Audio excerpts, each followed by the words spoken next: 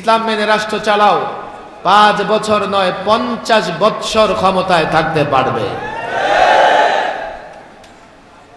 আপনাদের কষ্ট হবে, রাত অনেক হয়ে গেছে, আমি নিজেও সংস্কার করতেছি এখন রাষ্ট্রের। আল্লাহ ভালো জানে সংস্কার করতে করতে রাষ্ট্রটাকে কোথায় নিয়ে যাই। জাতীয় ঐক্যবদ্ধ কমিশনের বৈঠকে আমিও যাই। রাষ্ট্র মেরামত করতে হবে, রাষ্ট্র সংস্কার করতে হবে। আমি 1 বছর আগে যে কথা বলেছি, 5ই আগস্টের অভ্যুত্থানের পরে আমি যে কথা বলেছি, রাষ্ট্র মেরামত করতে চাও, সংস্কার করতে চাও, আগে ঠিক করো কিভাবে রাষ্ট্র মেরামত করবে, কোন ফর্মুলায় রাষ্ট্র মেরামত করবে, কোন থিওরি দিয়া রাষ্ট্র মেরামত করবে। কোন তন্ত্র মন্ত্র দিয়া যদি রাষ্ট্র মেরামত করতে চাও, 9-6 হবে, রাষ্ট্র মেরামত হবে না, সংস্কার হবে না। যদি তোমরা এখান থেকে একটু ওখান থেকে একটু নিয়ে সংস্কার করো, এই সংস্কারে জাতির কোনো ভাগ্যের পরিবর্তন আসবে না। আমি ক্লিয়ার বলি, সংস্কারে আমি আসি। রাষ্ট্র সংস্কার হচ্ছে যেহেতু এই সংস্কারের পেছনে কোরআন নাই, সুন্নাহ নাই, আল্লাহর নবীর আদর্শ নাই, আল্লাহর নবীর থিওরি নাই, আছে পশ্চিমাদের আদর্শ, পশ্চিমাদের তন্ত্রমন্ত্র। আল্লাহর কসম করে বলি, এই সংস্কারে জাতি দেশের জনগণের কোনো লাভ হবে না। পরিষ্কার বলি আমি এই কথাগুলো। আমি দেখতেছি বসে বসে কি সংস্কার হচ্ছে। রাষ্ট্র চালাতে যাও, যুবক রাজনীতি করতে চাও, করো না। এই সংস্কারে এখন কয়েকটা বিষয় যুক্ত হয়েছে। 10 বছরের বেশি প্রধানমন্ত্রী টানা কেউ থাকতে পারবে না। 2, ভালো করে বুঝেন, মেয়াদ 4 বছর, এখনো পাশ হয় নাই, 1 বছর কমেছে, 4 বছরের প্রস্তাবনায় আছে, হয়তোবা 5 বছর। এই প্রচলিত তন্ত্র মন্ত্র সিস্টেমে ক্ষমতায় থাকলে 5 বছর থাকতে পারবে, আর টানা থাকলে 10 বছর থাকতে পারবে। আর যদি ইসলাম মেনে রাজনীতি করো, 50 বছর থাকলেও তোমার কেউ নামাতে পারবে না। আমারে বুঝান রে ভাই, একটা মানুষ ভালো, ইসলাম এবং প্রচলিত তন্ত্রের এই জায়গাটায় বড় পার্থক্য আছে, বুঝার চেষ্টা করেন। এই যে 10 বছর 5 বছর ভাগ করা আছে, একটা মানুষ ন্যায় পরায়ণ সৎ, 10 বছর পরে তার ক্ষমতা ছাড়তে হবে কেন? সে থাকুক। আবার আরেকটা অসৎ মানুষ ক্ষমতায় চলে গেছে কোনোভাবে ধান্দা ফান্দা করে, এখন 10 বছর তার মাইর খাইতে হবে। ইসলাম মেনে রাজনীতি করো। কোন শাসক যদি জনগণের সঙ্গে খেয়ানত করে, কোন শাসক যদি জনগণের সম্পত্তি আত্মসাৎ করে, কোন শাসক যদি চাঁদাবাজি করে, টেন্ডারবাজি করে, শাসক দলের লোকেরা 24 ঘন্টা তাকে ক্ষমতায় থাকতে দেওয়া যাবে না। আর যদি জনগণের কল্যাণে কাজ করো, 10 বছর কেন 10,000 বছর হায়াত পেলে তাকে সমস্যা কি? এর মানে হলো ইসলাম মেনে রাজনীতি করলে তুমি আজীবন ক্ষমতায় থাকতে পারবে। কোথায় সমস্যা? কোথায় ইসলাম মেনে রাজনীতি করতে? লোকেরা ইসলাম বোঝে না। ইসলাম মেনে যদি রাজনীতি করো, আমি পরিষ্কার বলি, 56,000 বর্গ মাইলের বাংলাদেশ নয়। ইসলাম মেনে যদি রাজনীতি করো, ইসলাম মেনে যদি রাষ্ট্র পরিচালনা করো, ইসলাম মেনে যদি দেশ পরিচালনা করো, আল্লাহর কসম করে বলি, 56,000 বর্গ মাইলের বাংলাদেশ নয়, গোটা পৃথিবী শাসন করতে পারবে। আমরা করেছি, আমরা ইউরোপ শাসন করেছি, স্পেন শাসন করেছি। মাদ্রাসার ছাত্রদের বলি, দেখো, নিজেকে হীনমন্যতায় রেখো না, দুর্বল মনে করো না। আজকে তুমি মনে করো কোরআন সুন্নাহ পড়ে কিছুই করতে পারছো না। তুমি জানো এই কোরআন সুন্নাহ পড়ে আমাদের আকাবির আসলাফরা স্পেন ইউরোপ শাসন করেছে 782 ইয়ার্স, 782 বছর।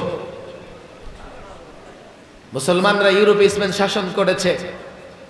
মুসলমানরা যদি ইউরোপ স্পেন শাসন না করত, ইউরোপের লোকজন এখনো ওই পাহাড়ের গর্তে বসবাস করত। আমাদের পাশের দেশে কসাই আছে, আছে না নাই? 16 বছর আমাদের সঙ্গে তার আত্মীয়তার সম্পর্ক ছিল, আমরা এবার পাস করে দিয়েছি। যাও, তোমাদের বিরহ আমাদের ভালো লাগে না। এখন ওরা যথেষ্ট আরামে আছে, থাকুক, থাকতে দেন যতদিন আরামে থাকতে পারে। মাঝে মধ্যে তার বক্তৃতায় বাংলাদেশ, বাংলাদেশি মুসলমানদের বিরুদ্ধে সে বক্তৃতা করে। অথচ এই কসাই জানে না ভারত শুধুমাত্র একটা গোত্র, মোগলরাই ভারত শাসন করেছে 400 বছর। আজকে ভারতে যত আপনি স্থাপনা দেখবেন, ঐতিহাসিক স্থাপনা, লাল কেল্লা, আগ্রার তাজমহল, কুতুব মিনার, এ ভারতের নানা স্থাপনার পেছনে অবদান মুসলিম শাসকদের। এর আগেও মুসলমানরা ভারত শাসন করেছে। যেই মুসলমানেরা ভারত আবাদ করেছে, এখন সেই আবাদকৃত জায়গায় দাঁড়াইয়া এ কসাই মুসলমানদের বিরুদ্ধে বক্তৃতা করে। ইদানিং তার একটু চুপচাপ দেখা যায়। খেনসানের পাকিস্তানের হাতে মার খাওয়ার পরে সোজা হয়ে গেছে, আর ইহুদিরা মার খেয়েছে ইরানের হাতে। এখন দেখবেন খুব সোজা বাংলাদেশ নিয়ে খুব বেশি ষড়যন্ত্র আর কথা এখন বলে না। আমরা একটা স্বপ্ন দেখি, ছাত্র ভাইয়েরা একটা স্বপ্ন দেখে, ওলামা একরাম এখানে আসে, লম্বা সময় ধরে মার খাচ্ছে, আমরা মুসলমানরা মার খাচ্ছে। তবে একটা স্বপ্ন আমরা এখন আরো নিবিড়ভাবে, গভীরভাবে দেখতে পারি, সেটা হচ্ছে আবারও এই ভারতবর্ষ মুসলমানদের অধীনে আসবে, মুসলমানরা তা পরিচালনা করবে। আমাদের দরকার প্রস্তুতির। কেউ বলে গজওয়ায়ে হিন্দ হবে, কেউ বলে এটা হবে, কেউ বলে সেটা হবে। আমি পরিষ্কার বলছি, একটা লক্ষণ দেখা যাচ্ছে। কেন যেন আল্লাহ তাবারক ওয়া তাআলা আমাদের দিকে একটু রহমতের দৃষ্টি দিয়েছেন। এই রহমতের দৃষ্টির ফলেই ইহুদিরা, ইসরায়েলিরা, যারা মনে করত পৃথিবীর পরাশক্তিতে একটা তারা, আয়রন ডোম, কেউ তাদের মাটিতে আঘাত করতে পারবে না, কেউ সেখানে মিসাইল ছুড়তে পারবে না, কেউ সেখানে আক্রমণ করতে পারবে না। আজকে ইরান আক্রমণ করে দেখিয়ে দিয়েছে ইহুদিদের অবস্থা কতটা করুণ হতে পারে। হিন্দুত্ববাদীদের বারবার দেখেছি পাকিস্তানে আক্রমণ, বাংলাদেশের সীমান্তে নিরীহ বাঙালিদের হত্যা করতে আমরা দেখেছি। আবার তাদের আস্ফালন, আবার তারা নানা সময় নানাভাবে কটাক্ষ করেছে, তিরস্কার করেছে বাংলাদেশিদেরকে নিয়ে, মুসলমানদেরকে নিয়ে। সামান্য 2-4 দিন লড়াই করতে পারে নাই, তারা চুপ হয়ে গেছে। আজকে আমরা আফগানের কথা বললে তাদের চুলকায়, একদল মিডিয়া আছে তাদেরও চুলকায়। কেন আফগানে তোমরা পরাজিত হয়েছো, সে পরাজয়ের গ্লানি এখন ভুলতে পারছো না। তালেবানরা কি করেছে? নিজের রাষ্ট্র হেফাজত করেছে। তালেবানরা কি করছে? নিজের রাষ্ট্রের উন্নতি করছে। তালেবানরা কি করেছে? নিজের রাষ্ট্রের শান্তি শৃঙ্খলা ফিরিয়ে এনেছে। যে আফগান 30 বছর যাবত, 40 বছর যাবত অগ্নিগর্ভে পরিণত ছিল, এই আফগানে তালেবানরা শান্তি এনেছে। আফগানের উন্নয়ন তালেবানরা করছে। তাদের ব্যথা অন্য জায়গায়।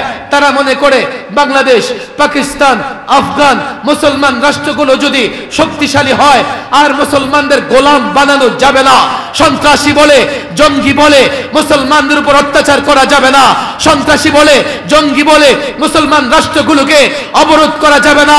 সন্ত্রাসী বলে, জঙ্গি বলে টুপি দাড়িওয়ালাদের বিরুদ্ধে কোন ধরনের ব্যবস্থা নেওয়া যাবে না। এটাই তাদের ভয়। আল্লাহর কসম করে বলি, আল্লাহ দয়া করা শুরু করেছেন, আমাদের দিকে রহমতের দৃষ্টি দিয়েছেন। 5ই আগস্ট এটা সূচনা। যে বাদ যারা বলে ফেসিবাদ ফিরে আসবে, আবার আসবে, প্রতিশোধ নেবে, আল্লাহর কসম ফেসিবাদ ফিরবে না। ফেরাউন ফিরতে পারেনি, নমরুদ ফিরতে পারেনি।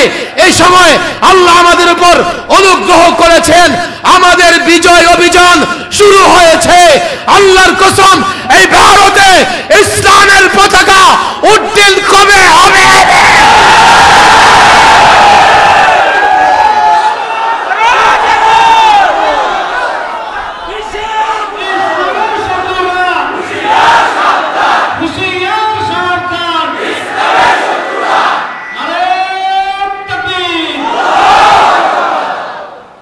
আমি আমার দ্বীনি ভাই আলেম ওলামা ছাত্রদের হাতে পায়ে ধরে বলি, আমাদের ব্যর্থতা, আমরা এই জাতিকে ইসলাম বুঝাইতে পারি নাই। আমরা দেশের মানুষকে কল্যাণের পথে ডাকি, আর দেশের মানুষ আমাদের বিরোধিতা করে। এর কারণে একটা, এই জন্যে আমি এখানকার ওলামায়ে কেরাম, আইম্মায়ে মাসাজিদ, মাদ্রাসার মুতামিম পরিচালক ছাত্রদের বলবো, দেখো আমারে প্রশ্ন করতেছে, হুজুর আপনারা মাহফিলে গেলে হাজার হাজার মানুষ হয়, কিন্তু আপনারা তো ভোটে ক্ষমতায় আসতে পারেন না। তা আমি তারে বললাম কি, আসলে আমাদের দেশে যে নির্বাচন হয়, যেদিকে যায় নোট সেদিকে হয় ভোট। আমরা লোকদেরকে ইসলামের পথে ডাকি, আর তারা লোকদেরকে নোটের দিকে ডাকে। কথা ঠিক না ঠিক? লোকেরা ইসলাম বুঝে না, বুঝে নোট। যদি ইসলাম বুঝাতে পারতাম তো নোট ছেড়ে এই লোকেরা ইসলামের কথা, ইসলামের পথে আসতো। কথা ঠিক না বেঠিক? এই যে ওয়াদা করছেন, মনে থাকবে তো ইনশাআল্লাহ? আমরা জাতিকে ইসলাম বুঝাবো তো ইনশাআল্লাহ। আল্লাহ তাবারক ওয়া তাআলা তৌফিক দান করুন। প্রচন্ড গরম, আপনারাও কষ্টে আছেন, স্টেজেও বড় গরম লাগতেছে, একেবারে আবদ্ধ একটা জায়গা। আল্লাহ তাবারক ওয়া তাআলা এই দীর্ঘ সময় আমাদেরকে বসে আলোচনা করার, আলোচনা শোনার তৌফিক দিয়েছেন। আল্লাহ যেন আমাদের এই সময়টাকে কবুল করে নেন। ওমা তৌফিকি ইল্লা বিল্লাহ ওমা আলাইনা ইল্লাল বালাগ।